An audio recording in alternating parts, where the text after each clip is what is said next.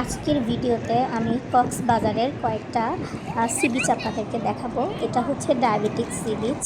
এরপর রাতেরবেলা আমরা গিয়েছিলাম কলাতলি সি বিচে। এছাড়াও রয়েছে সুগন্ধা সি বিচ, হিমছড়ি, ইনানি, এই বিচগুলোও কিন্তু রয়েছে। আমি যে কয়টাতে গিয়েছি সেটাই আপনাদেরকে দেখাচ্ছি। একদম সকালবেলা আমরা চলে গিয়েছিলাম শাহপরীর দ্বীপে। এটা হচ্ছে সাবরাং 0 পয়েন্টে অবস্থিত একটা জেটি ঘাট। আপনারা সময় পেলে অবশ্যই এটা দেখতে পাবেন। কক্সবাজার থেকে এটা বেশ দূরেই অবস্থিত এবং যেতে যেতে আমাদের গাড়িতে প্রায় 2 ঘন্টার মতো সময় লেগেছিল। শাহপরীর দ্বীপে যাওয়ার সময় আপনারা এই সুন্দর রাস্তাগুলো দেখতে পাবেন। এটা দেখলে আপনাদের অনেকটাই মিঠামইনের কথা মনে পড়ে যাবে।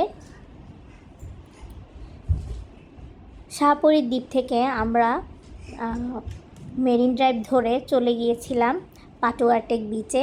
পাটুয়াটেক বিচের কিছুটা সিনারিও আমি আপনাদের সাথে শেয়ার করব। আর এই নৌকাগুলো তো আপনারা জানেনই যে মেরিন ড্রাইভের প্রায় সম্পূর্ণ জায়গাটা জুড়েই জায়গায় জায়গায় এই ধরনের সাম্পানগুলা থাকে।